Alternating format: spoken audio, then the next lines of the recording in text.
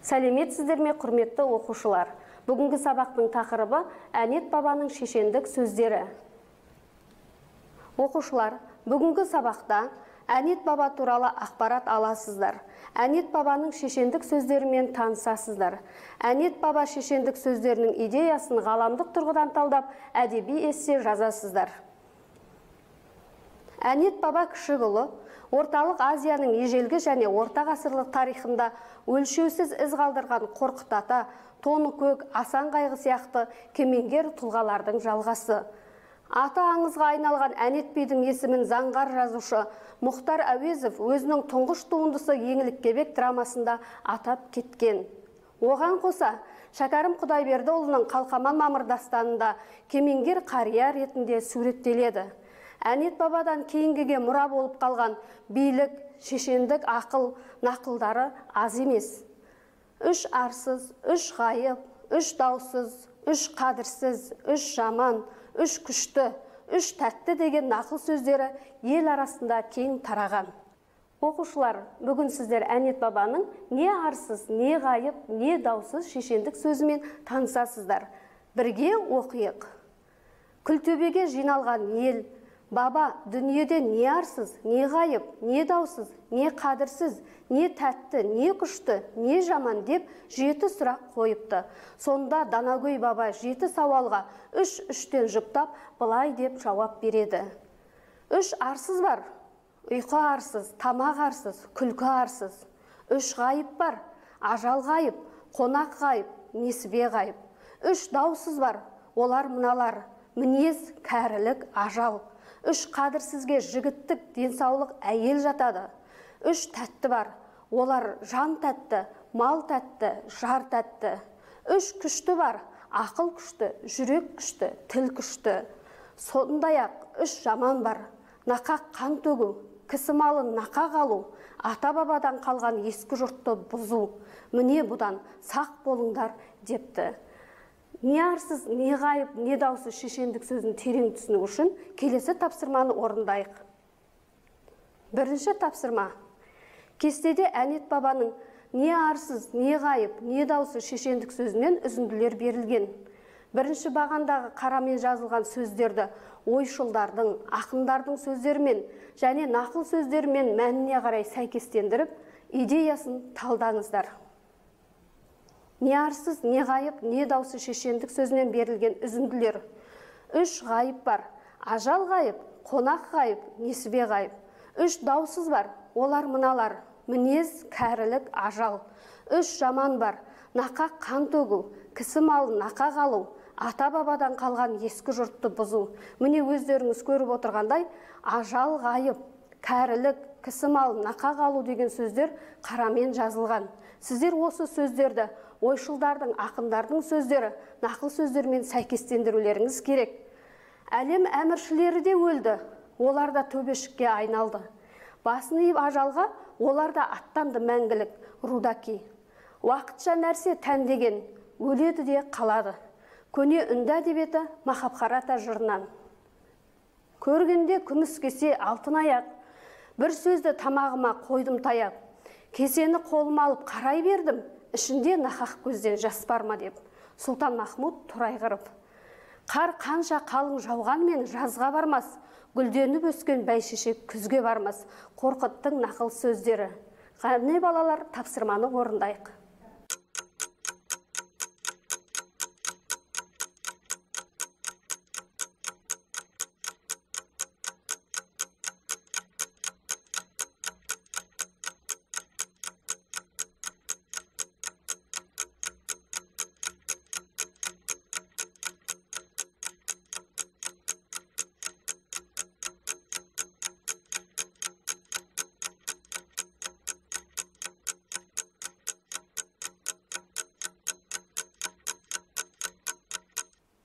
Оқушылар, тапсырманы орындап болсаңыздар, жауабын тексерелік.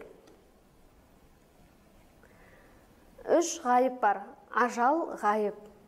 Әлем әміршілері де өлді, олар да төбешікке айналды. Басын иіп ажалға, олар да аттанды мәңгілік, рудаки. Уақытша нәрсе тән деген өледі де қалады. Көне үнді әдебиеті Махабхарата жыры. Бұл Әнет бабаның ажал ғайып деген ойымен сәйкес келеді екен.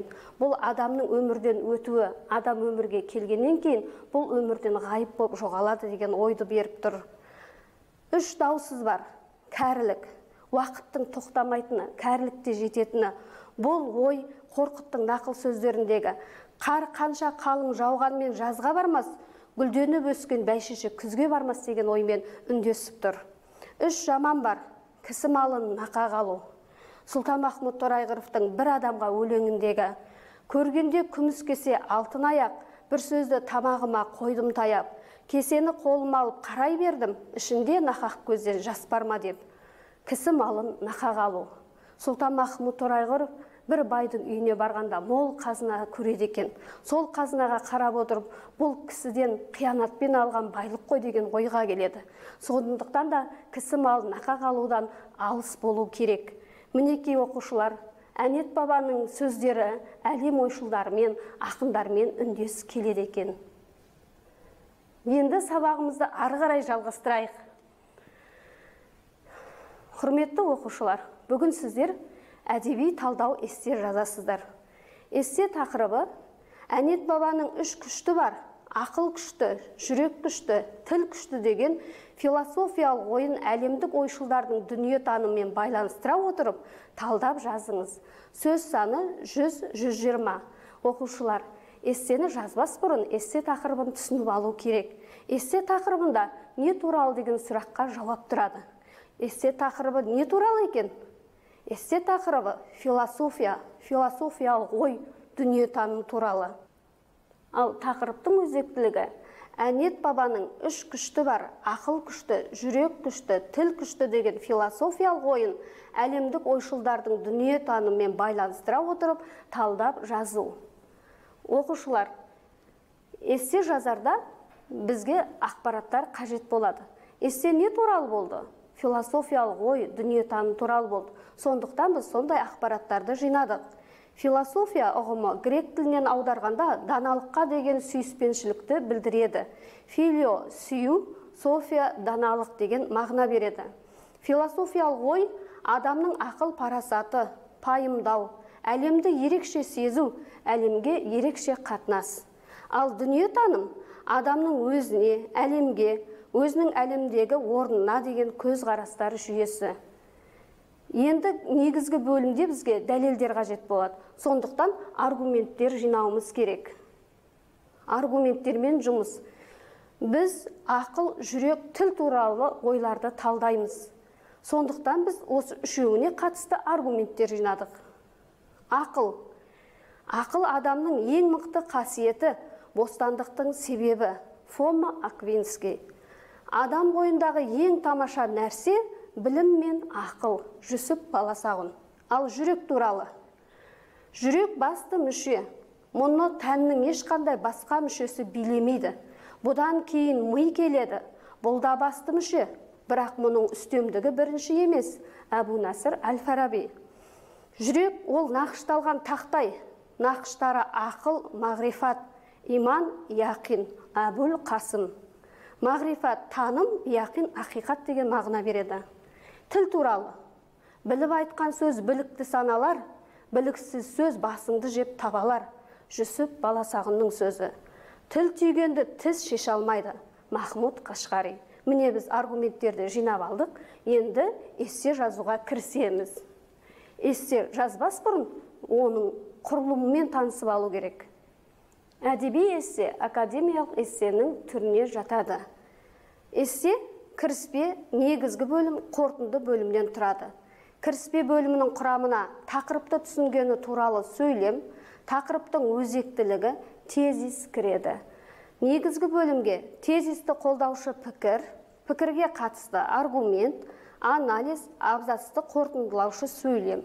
Қорытынды бөлімде кіріспедегі тезиске қайта оралу, яғни кіріспедегі тезистің логикалық байланысын басқа сөйлем арқылы жеткізу.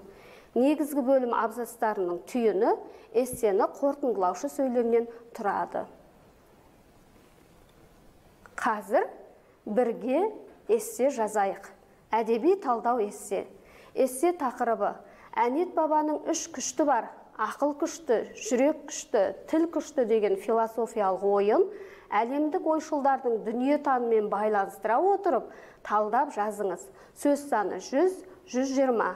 Кіріспе. Тақырыпты түсінгені туралы сөйлем. Дүниетаным адамның өзіне, әлемге, өзінің әлемдегі орнына деген көзқарастар жүйесі. Адам ежелден бері ақыл парасатымен, өзіндік пайымдауымен өмірді түсінуге тырысып келеді. Оқушылар, естеріңізде ме? Біз қажетті ақпарат кезінде философиялық ой, дүниетаным деген ақпараттар жинағамыз. Міне эссенің тақырыпты түсінген туралы сөйлемде соны қолданып жатырмыз. Тақырыптың өзектілігі. Небір ғұлама ойшылдардың дүниені танып білу жайлы ой толғамдары бар. Сол ойшылдардың бірі Әнет баба. Ол ақылды, жүректі, тілді, үш күшті деп есептейді. Тезис.